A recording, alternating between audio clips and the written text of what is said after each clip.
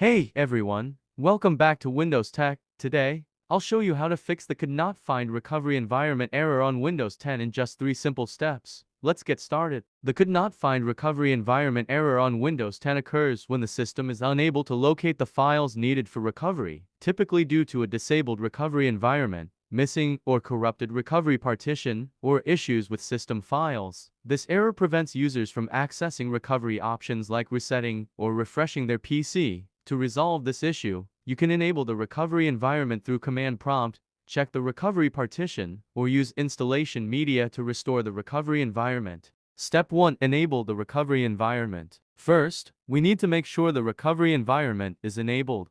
Press Windows plus X and select Command Prompt Admin or Windows PowerShell Admin. In the window that appears, type this command: reagents enable.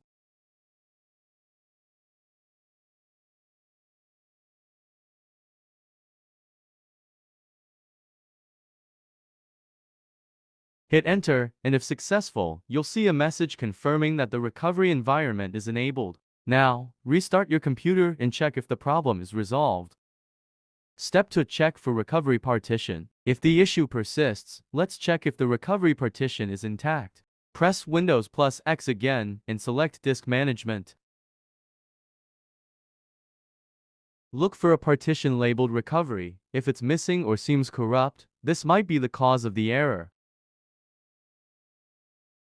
You might need to restore it using a Windows installation media.